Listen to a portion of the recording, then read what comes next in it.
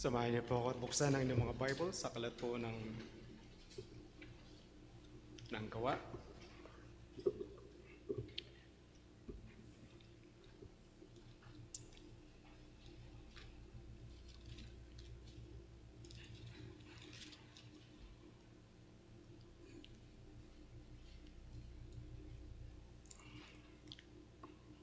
Acts chapter 13.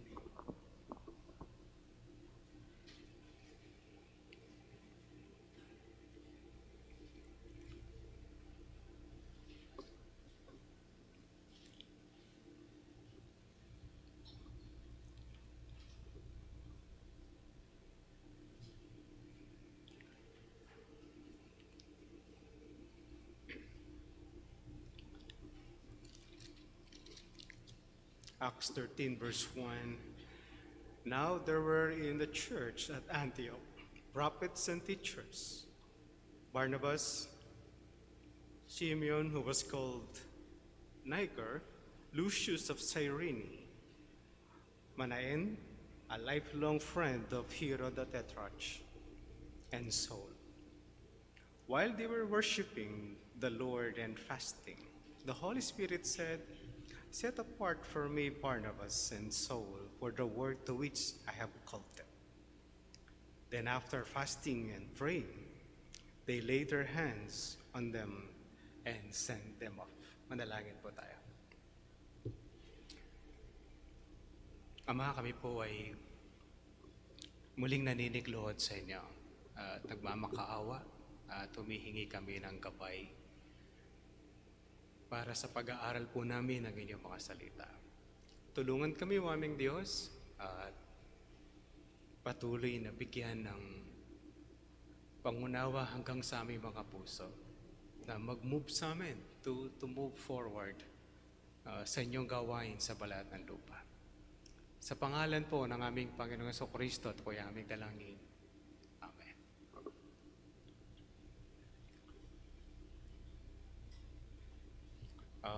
Masarap po magbasa ng mission o pagmimisyon ng mga tao. Maganda rin pong manood kung meron kayong mga films na mapapanood about their missions. Wherein hindi po siya madali.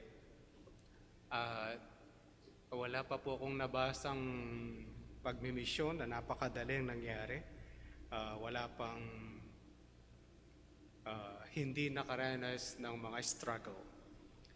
Si William Carey ay in-encourage ng isang kakilala niya na sila ay pumunta ng Asia para mag-mission at ang kanilang dala-dala ay mga gunting na umaasa sila na may bebenta nila ng mas mahal. Pagdating nila doon sa lugar, marami silang nakitang gunting na tinitinda. So matatal hindi naging enough yung finances ni William Carey para makapagpasimula ng mission dahil sa hindi nila inasahan na marami nagtitinda ng gunting. Ang mga anak niya ay namatay din ang kanyang wife at siya ay nakapag-asawa ulit. Yun po yung process o paano nangyari para lang makapag-start siya ng mission sa India. At isa sa kanyang accomplishment, hindi lang yung pagkakaroon ng mga mananampalataya, ay yung pagpigil sa sati na kapag namatay yung lalaki, yung asawa niya ay kasamang susunugin. Buhay na sinusunog. Yun po yung mga parts na malungkot. At merong isang libro, ang title niya is "And They Were Beheaded." Patungkol po yon sa misyonero. At yung pamosong kwento ng mga misyonero sa mga headhunters ng Pilipinas is yung misyonero ay pupugutan dapat ng ulo ng isang bata o isang binatilyo, but may bigla siyang pinulot at dumaan yung itak sa kanyang taas ng kanyang ulo at hindi siya namatay. But eventually, may mga naligtas sa mga lugar na kanyang napuntahan. Pero yung bata na kaibigan niya na gustong pumutol ng kanyang ulo, hindi na sila nagkita ulit. Sa umpisa, masarap ang mission. You're called to go for a mission. Excited ang lahat. You'll go to on a mission. But when you're in the field, it's entirely different. Sa dinami-dami ng mga libro about missions na nakakatakot ang ang senaryo nito, marami pa rin ang nagpupursige na gawin po ito. In fact, nung nag-aral kami sa Phoebus College of Bible, di kami part ng college. Parang out of school youth yung sa amin. Kasabay namin silang nag-graduate. Almost 30 ang gagraduate na mga pastor para sa mission at magpapastor 2 lang. Tapos yung mga babae ay gagraduate lahat o karamihan ng children education na equivalent po ng education sa atin sa public schools sa pag-aaral na secular. At 10 ay gagraduate ng music. Pinakamarami pa rin yung mga nagmi-mission. Maraming mga excited, marami nagki-quit because of persecution. Pero bakit gusto pa rin nila? Bakit gusto pa rin? Minsan may tatanong, bakit gusto nila? Ang daming misyonero, maraming nagmi-mission sa Pilipinas. Yung teacher ko ng music ay pumunta ng Amerika para manirahan sa Amerika. Eventually, bumalik siya sa Pilipinas, sinend siya ng kanyang church sa Amerika para mag-mission sa Pilipinas. Wherein merong silang malaking denomination sa Pilipinas at meron silang sariling Bible school ng tatay niya dito sa Malabon, pero sinend siya ng kanyang church para mag-mission sa Pilipinas. At nag-mission siya hindi naman sa labas ng NCR. Nasa National Capital Region pa rin siya. Because saan ginagawa mo rito? Bumalik ka, sabi niya, para mag-mission. Ang dami, ano? Alam niyo yun? Matagal na siyang pastor siya sa church ng father niya. May Bible school sila, pumunta ng Amerika, tapos bumalik para mag-mission sa Pilipinas. Pero bakit gusto pa rin? Sa hirap ng mga ministries na to na ginagawa sa mission field, lalo na po sa time natin, isa sa pinakapangit na naimbento nila is isa-send nila yung pastor para siya ay maging tent-making pastor. Ibig sabihin yung pastor, pag pumunta ng magmi-mission, kailangan maghanap siya ng sarili ng trabaho. Habang siya nagtatrabaho, siya ay magpapasimula ng isang simbahan. Tent-making pastor ang tawag nila doon. Mahirap? Yes. Mahirap po siya, pero gusto pa rin nila. Si Pablo, mahirap. Si Bernabe, alam niya na mahirap ang bagay na to. But why do it? Pag-usapan po natin. The beginning of the Gentile mission. Pasimula ng pagmimisyon ng mga hentil. May dalawang bahagi po yan. Ang verse 1 hanggang verse 2, the commission. At ang verse 3 is the mission. The commission and the mission. Tingnan niyo po nangyari sa kanila. Ito yung chapter 12 po ng Acts ay tinatawag nilang shift. Pagkatapos po ng 12, will go pagdating yun ng 13, and then magsisimula na po ang kwento at ministeryo ng Panginoon using Paul and Barnabas. Ang mga apostles will be silent at mababasa na lang natin sila from time to time. It doesn't mean na hindi po sila nag-mission. Kaya lang, pag sinabi natin biblical accounts, hindi na natin sila masyadong mababasa sa biblical accounts. But merong mga panahon na mababasa nyo na si Pedro ay nasa labas ng Jerusalem at nagmi-mission. At pinaniniwalaan na si John the Beloved, ang kapatid ni James who was beheaded in chapter 12 ng Acts, ay nagpastor sa simbahan ng Efeso, which means hindi sila nagstay sa Jerusalem. Mukhang ang nangyari sa 12, na-scatter na rin sila at sila ay nag-mission on their own. Pero, ang binigyang pansin ng Diyos at ni Dr. Lucas, ang pagmimisyon ng mga hentil o mga mananampalataya labas ng Jerusalem. Ang sabi niya sa verse 1, "Now there were in the church at Antioch prophets and teachers." Ito po yung setup. Ang Jerusalem Church ay narinig nila na mayroong pangyayari at paglaganap ng mabuting balita sa ibang lugar, maliban sa Israel, maliban sa Samaria, and it goes beyond. At ang isa pamilyar na pangalan na umabot sa kanila ay ang Antioquia o Antioch. At dito sa lugar na to, pinadala ng mga apostles ay si Bernabe para i-strengthen o i-edify o palakasin ang simbahan, maliban sa kailangan niyang i-confirm kung totoo nga na umabot na yung gospel sa Antioch. At umabot nga. At nagsimula siyang palakasin yung simbahan at mukhang hindi niya kakayanin sa laki ng ministry, kaya tinawag at pinuntahan niya si Saul na magiging Pablo upang samahan siya sa paglilingkod at pagtuturo sa kanila. Eventually, yung grupo na to, mga kapatid, ay nabuo. Kaya tinatawag na rin silang church.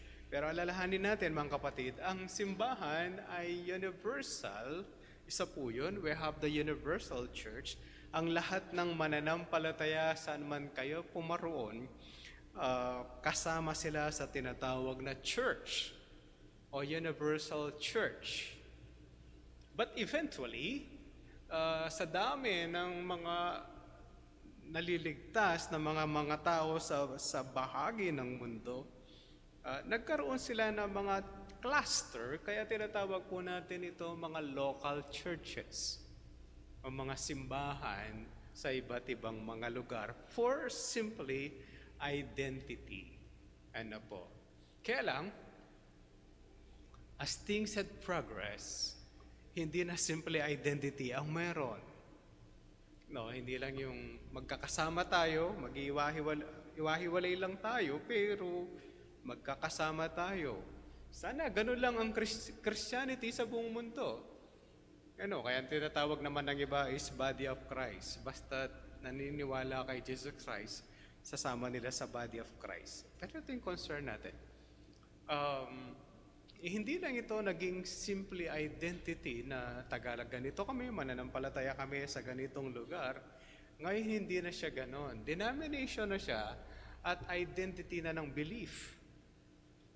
At dahil dito sa matinding identity ng belief, yung iba naniniwala, kapag hindi ka ganito, di ka born again. At yung isa sa mga lumang ginagawa nila is pag hindi King James ang Bible mo, hindi ka born again. Kaya isa pinaka-worst na meron. Yung iba naman, sabi nila, hindi kayo full gospel. Kami full gospel. Pag tinanong mo, ano yung full gospel, hindi ma-define sa'yo. What is full gospel? Yung definition nilang full gospel? Ang definition nila, hindi yung si Jesus Christ na buhay sa balat ng lupa, namatay at nailibing ng 3 araw at muli siyang nabuhay after 3 days. Hindi yun ang tinatawag nilang full gospel. Ang full gospel nila, meron kang idea na gano'n, si Jesus Christ ay namatay, muling nabuhay after 3 days, at meron silang tinatawag na healing ministry. Yun ang tinatawag nilang full gospel. Pag walang healing ministry yung church, hindi siya full gospel. Ang problema, hindi naman sa lahat ng pagkakataon may healing ministry meron sa mga churches. Kaya lang, gusto lang nila sabihin merong healing ministry. Marami na ang kakilala na merong healing ministry, patay na yung pastor. basta may healing ministry lang. Tapos yung iba, hindi kayo full gospel kasi hindi kayo nag-speak in tongues. Tapos pag nag-speak in tongues, yung speaking in tongues kahit siya hindi niya naintindihan at walang nakakaunawa, basta mag-speak in tongues lang sila. For what? Who will benefit? Sabi na yung kanyang kaluluwa at saka ang Diyos. Kung ikaw lang ang magbe-benefit at gagamitin po siya sa public, that's the sense. Anong halaga nun? Ikaw magbe-benefit habang nag-speak in tongues ka. Kung nagbe-benefit ka na nakausap mo ang Diyos, anong pinag-usapan niyo ng Diyos? Saan kayo nakakita ng communication na ang nakakaunawa lang ay yung... Ito minsan pinaka-problema mga kapatid. Pagka meron nagsasalita, tatanong mo kung siya mismo naintindihan niya yung sarili niya. Nakakita na kayo nagtuturong ganon? Yung nagtuturo, nakakaintindi lang sa sarili niya, siya lang. Yung lahat ng nakikinig, walang nauunawaan. Nag-benefit ba kayo pagka ganon? Yung nagturo naman na hindi siya naintindihan, nag-benefit ba siya?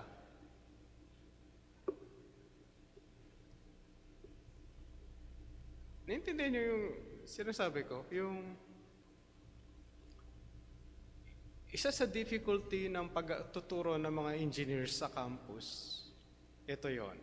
Pag hindi sila nag-aaral ng strategy, yung teacher niya ng mathematics, na-graduate ng engineering, malamang-lamang hindi kayo nagkakaintindihan. Siya lang nakakaintindi sa sarili nun. Kami, nung nag-aaral po kami, yun ang pinaka-problema namin. Pag mat-mat ang nagturo sa amin, magaling. Pero pag pinagturo mo sa amin ay engineer din, na walang strategy, pag nagturo yun, siya lang nakakaunawa. Kailangan mong aralin ulit yung book para magkaunawaan kayo sa susunod. Nag-speak in tongues ka, ikaw di mo man naintindihan sinasabi mo ang Diyos, kausap mo ang Diyos. Ang tanong ko, ang Diyos naintindihan ka rin eh. Kasi ang Diyos pag nakikipag-usap sa tao, naintindihan nung kausap. Nung kausap niya si Abraham, Hebrew ang ginamit. Nung dumating ang ating Panginoong Jesucristo, ang ginamit Koine Greek, common Greek. Nung nagsalita siya doon sa cross,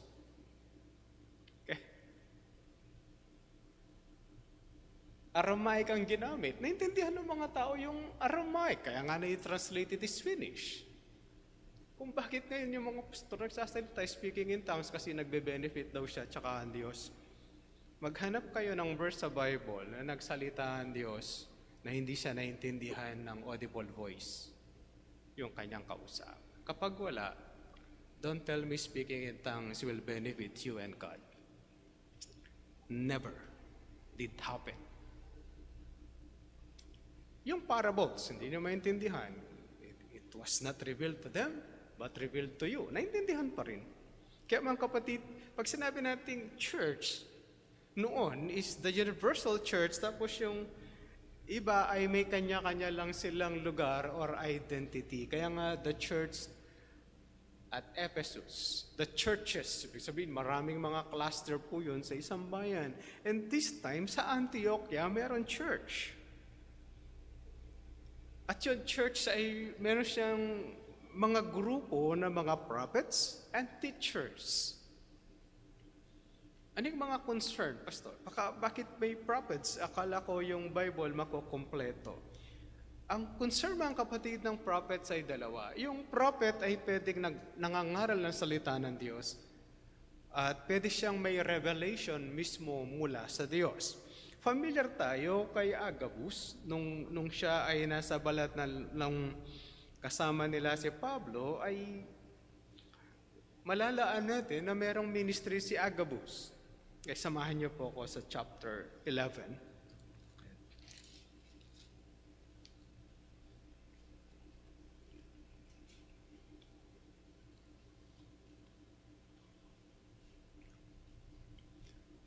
Acts 11 verse 27, ang sabi po ng line is, now in these days, prophets came down from Jerusalem to Antioch. Verse 28. And one of them, named Agabus, stood up and foretold by the Spirit that there would be a great famine over all the world. Ayan, Pastor, may prophet. Merong nagsasalita about the future. Yes. Malimit. Mababasa niyo pa ulit si Agabus, mga kapatid, as you move on in chapter 21. Malimit, pag sinabi nilang New Testament prophets, ang revelation nila is mga mangyayaring mga bagay sa darating na panahon. Maliban sa kanilang pangangaral, yung revelation na meron sa kanila, mga kapatid, ayon sa mga pag-aaral, hindi daw ito mga mensahe about doctrina or teachings about Jesus Christ. They're simply mga bagay na posibleng mangyari in the future. Mga kapatid, sa New Testament prophets. Kaya si Agabus, mauli niyo siyang mababasa, sasabihin niya, igagapos niya si Pablo sa kanyang belt, at sasabihin yung may-ari ng belt na to ay igagapos at ibibigay sa mga hentil. Pero hindi sa revelation ng new doctrine. Hindi siya. Kaya yung mga pastor, bakit ngayon mayroong mga prophets? Eh, nakakatawa nga dami mga prophets ngayon. And worse, they call themselves apostles. Sabi daw ng isang prophet, hindi ko alam kung nakita niyo sa Facebook. Nung binaril si Donald Trump, siya daw nag-pray kasi lumuhod siya. Nabaril po yung tenga kasi ni former President Donald Trump. Kung kayo mabaril yung tenga nyo, luluhod kayo o tatalon kayo? At mananatili kayong nakatayo?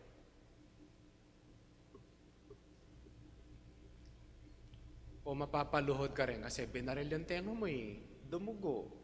Nag-pray daw siya. Mukhang hindi naman po siya nag-pray Sabi ng prophet, sabi ng Old Testament, kapag sinugatan yung tenga, prophecy yun na magiging leader yun ng bayan. Parang hindi naman yata nasugatan si David Alam niyo yung prophets, nag-iimbento kung ano-anong iniimbento, tapos prophet daw ng Christianity at ikinakalat sa Christendom. Mga kapatid, prophets magsasabi ng bagay sa future na mismong sinabi ng Diyos. Okay? Pag sinabing apostle, pag apostle kamukha nung 12, kailangan nakita nila si Jesus Christ. Dapat yung apostle na magsasabing siya ay apostle ng Diyos, tanungin muna natin yung edad niya kung siya ay 2,000 years old niya. Kasi nakasama niya dapat si Jesus Christ. At pwede natin tanungin anong ginamit na pako. Concrete nail o yung bakal na pako ang ginamit? Yung pako ba ay madulas o triangulo yung pagkakalagay? Pag hindi niya nakita yon, hindi niya nakita si Jesus Christ sa buhay sa balat ng lupa, therefore he is not a prophet. Okay? Kaya pag sinabi nating prophet, hindi po ito mga nagtuturo daw ng bagong doctrines, but these prophets ay nagsasabi ng mga bagay na darating sa future. Those are New Testament prophets sa panahon ng mga apostles. Teachers. Karaniwan, tagapagturo ang mga teachers. May pinagkaiba ang guro at ang mga ngaral? Yes. Meron pong magagaling na preacher na guro din. Pero merong silang certain difference merong mga marunong magturo na hindi magandang mag-preach. Naintindihan niyo ako? Meron silang certain difference. Parang isang kasama namin noon, sumama siya sa isang pastor. Then after 2 days, nagkita-kita kami ulit. Sabi na, yung pastor na to teacher hindi siya preacher. Bakit? Nakita mo nagturo? Sabi ko, oo, sabi niya. Ba't di mo sinabi? Ayoko, baka hindi na ako yayain ulit. But na-distinguish niya na yung pastor is more of than a teacher rather than a preacher. Meron certain difference po yung bagay na yon. Ito yung mga tao na to, itong mga offices na to, meron sa Antiochian Church. Di ba? Ang ganda, no? Yung church mo, may ganito. Di ba masaya? Uh, we can do a lot of ministry kung meron mga magtuturo, mga ngaral na salita ng Diyos. We can reach more souls. Then sino-sino sila? Inilagay naman po yung si Barnabas. Sikat si Barnabas, ano? Hanggang aabot po tayo ng chapter 15. Barnabas is Barnabas. Familiar tayo kay Barnabas. Ito ay tumulong kay Saul nung ayaw siyang tanggapin ng Jerusalem Church.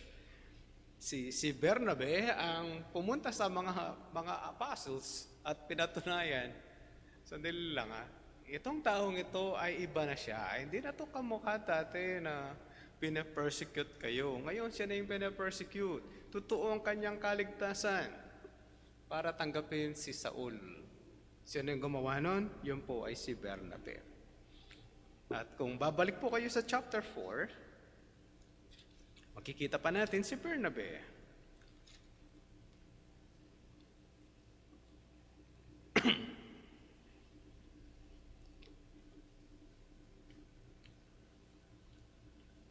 Chapter 4, verse 36.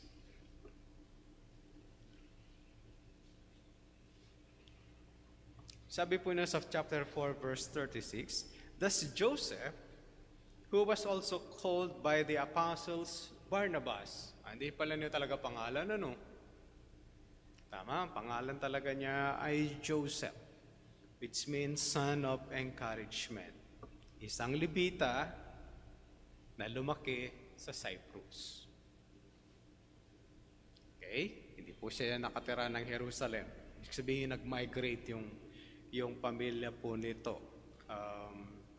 Dapat yung mga Levita ay nakakalat lang sa lupain ng Israel. Mukhang pagkaproblema po yan sa mga provisions para sa kanila. They have to migrate. Kaya siya ay isang Levita na taga-Cyprus.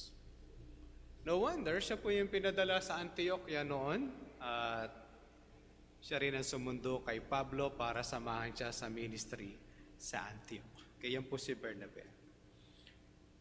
Si Simeon, who is called Niger. Obviously, kakulay ko yata yan, no? Maitim eh. Siguro mas dark pa yung complexion. Kaya pag sinabi pong Niger, yan po ay about his complexion. Yung isa ay si Lucius of Cyrene. Okay, naipakita ko na po minsan yung mga sa mapa, no? Yung Cyrene, then nakita na rin natin nasaan po yung Cyprus. Alam na rin natin nasaan po yung Antioquia. Hindi tayo masyadong makakaalam ng ibang idea para sa kanila kasi silent ang Bible at silent si Dr. Lucas dahil hindi yun ang kanyang emphasis at hindi yun ang kanyang gustong bigyang pansin. Anyway, hindi naman ganun kasi kahalaga yun para sa kanila. Ngayon na lang naging mahilig tayong ilagay kung sino-sino tayo. Pag ini-introduce yung mga pastor, alam mo yan, ang dami-daming listahan. Umattend ako ng isang ordination rites. Merong 3 pastor na mag-ordain. Yung kanilang qualification ay kapag hinati nyo po yung COCOM ban, yung COPON ban, pag hinati po ninyo, nakasulat lahat yung qualification. Okay? Font 12 o 11, punong-puno yung qualification. Minsan mahilig sila yung gano'n, sinasabi, graduate, nag-graduate sa ganito, nag-graduate sa ganito. Okay? Sa secular, maganda pong ginagamit yun. Kaya lang minsan ginagamit natin kasi yung mga tao mahilig sa ka nag-graduate, etc., etc. Siguro doon ka lang pakikinggan. Pero pag tinanong niyo po yung mga hardlines, ano yung sasabihin namin pag ikaw ay in-introduce? Ang magandang ini-introduce ay si Pastor Rene Maramara. Anong sasabihin namin kapag in-introduce? Sabihin mo yung pangalan ko, sabihin mo yung church, sabihin mo ako ay 20 years ng pastor. Ayun lang po yung pasasabi ron. Kaya paborito ko ini-introduce yung kasi yun lang aking sasabihin. But anyway, minsan hindi po inilalagay ng mga writers o yung mga ini-introduce kung sino sila. Kaya di natin alam kung ano pa yung mga details para sa kanila. But sometimes merong mga importante lang silang mga inilalagay. Tapos si Manaen, uh, special yung pagkakalagay sa kanya. A lifelong friend of Hero the Tetrarch. Ganda yan, no? Diba? Meron palang na born again sa mga yon. Sa ibang commentary, mga kapatid, at sa ibang dictionary, siya daw ay kasama niyang lumaki. Hindi lang sila simply friend. Sa kaharian, magkasama yung dalawa. Childhood friends yung dalawa. Yun po yung simple na ibig sabihin po niyan. And then, si Saul. Hindi ko na po sasabihin yung details about him. Pag-uusapan naman po natin siya as we move on. Anong ginagawa nila? Paano mangyayari ang commission? Sabi na, while they were worshiping the Lord and fasting, ito yung ginagawa nila, sila ay sumasamba. As leaders, yung worship kasi can be defined as habang sila ay naglilingkod. Habang sila daw ay sumasamba sa Diyos at nagpa-fasting, mayroong intervention na nangyari. The Holy Spirit said, ulitin na po natin ito, no? Paulit-ulit ko na sinasabi, ang banal na Espiritu ay hindi simple hangin, hindi siya simple kapangyarihan. Yan ay persona at isa sa mga patunay nagsasalita ang Holy Spirit. Hindi po siya ghost. No, yun po yung pinakamahirap sa translation ng Catholic version at ng King James. Ang tawag nila sa Holy Spirit is the Holy Ghost o ginawang multo. Ano po, kaya mga mayayabang na King James version only, ang inyong banal na espiritu ay multo. Yung sa amin hindi. It's a person. Okay? Ano sinabi niya? Set apart for me Barnabas and Saul for the work to which I have called them. Si Pablo ay tinawag ng Diyos para siya ay maging apostol para sa mga hentil. Malinaw po yung pagkakalagay niyan sa chapter 9, lalo na nung kausapin ng Diyos ang propeta na magpapalinaw ulit o magpapabalik ng mata o paningin ni Saul. Ito yung kanyang ministry, mga kapatid. Going to the Gentiles. May malaki bang problema pag going to the Gentiles? Yes. Damasco nga, nagka-problema na siya eh. And then pupunta sila sa mga pagans na meron silang Diyos, pero may pinaniniwalaan silang Diyos at hindi yung Diyos ng Bible. Ang pinagkaiba sa mga Hudyo is, yung Hudyo, kung makukonvince mo yung Hudyo na si Jesus Christ yung kanilang inihintay na prophet. Sa mga pagan, sa mga pagano, ang problema mo, i-introduce mo si Jesus Christ na hindi nila alam. Sa Pilipinas, i-introduce mo si Jesus Christ, alam na nila. Pag sabi mo yung Jesus Christ, nagkakaintindihan kayo Jesus Christ. Ang problema lang, sino si Jesus Christ, anong ginawa niya, at bakit siya dumating sa balat ng lupa. Pero karamihan sa Pilipinas, alam pag sinabing Jesus Christ. Ito yung ipagagawa kay Paul, ay kay Saul at kay Bernabe, they will go on a mission. Sino yung nagko-commission? Ang Holy Spirit. Utos ito ng banal na Espiritu. Mahirap na ministry.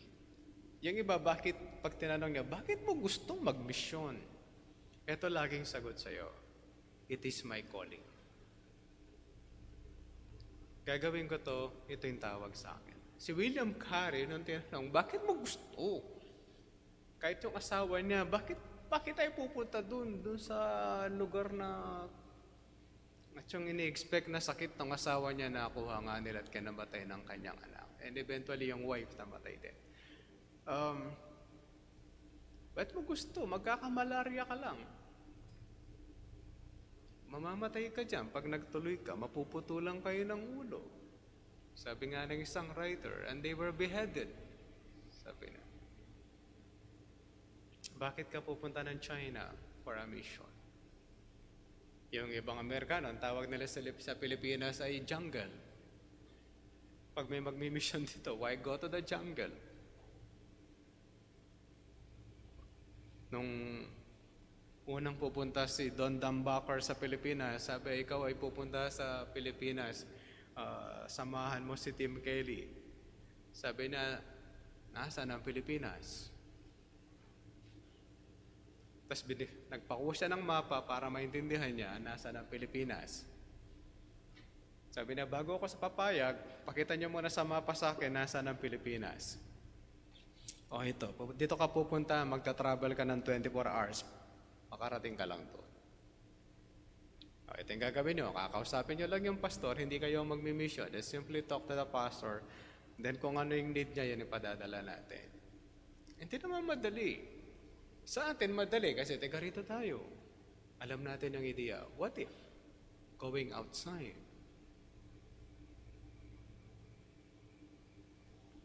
Nung magsimula ang Antiochian Church, why Barnabas? Bakit si Bernabe pinadala? Bakit si Saul ang kinuha niyang kasama para mag-stay sila at magturo dito sa Antiochian Church? Alam niyo bakit?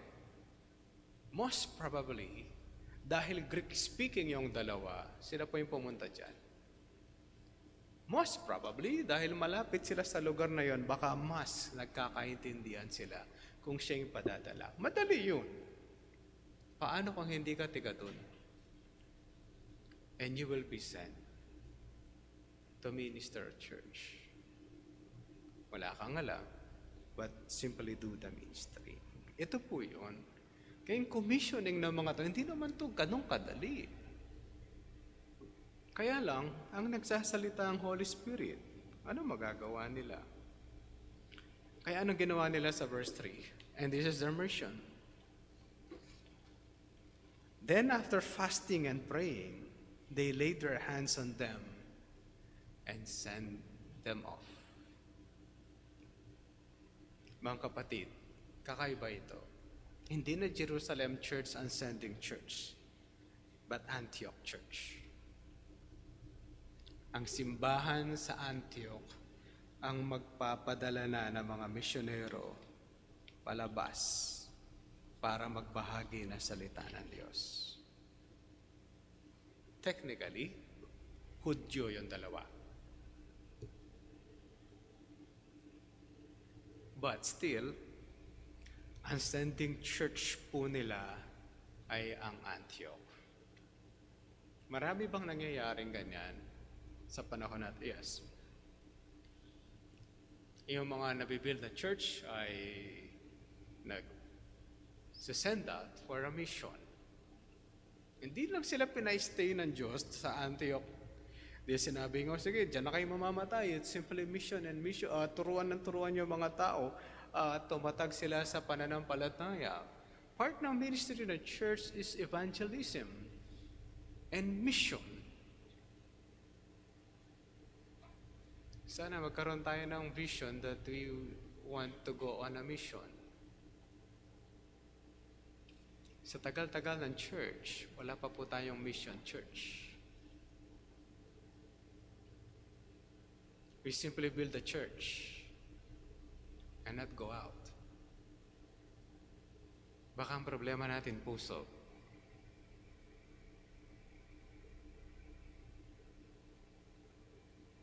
Pastor, wala tayong pera. Pupunuin lang natin ang ating kaban and will not do the mission work. Paano na yung Great Commission?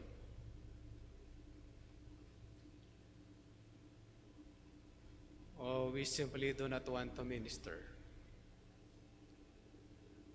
Okay na kung attende lang.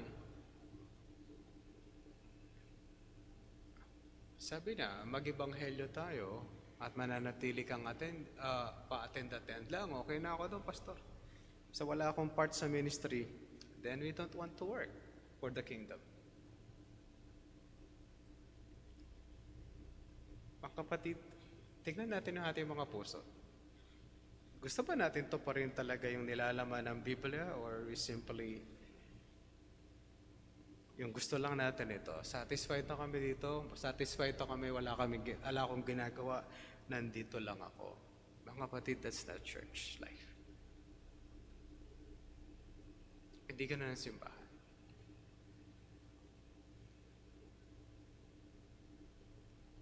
Totoo, maganda may ginagawa tayong pag-iibanghelyo rito.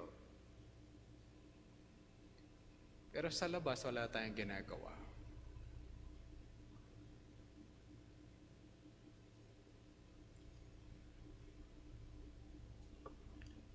Isipin natin mga kapatid, are we doing the full ministry of the kingdom?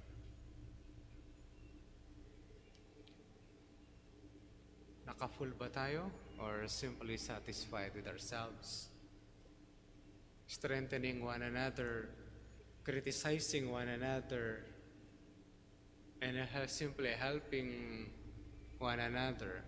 Alam niyo bakit dumadami yung criticism sa loob ng mga churches? Because people are simply focused on themselves and not going on a mission. Kasi tinitingnan na lang ang bawat isa, not on the mission. Mga kapatid, let's check our hearts. May puso pa ba kami to go out for a mission?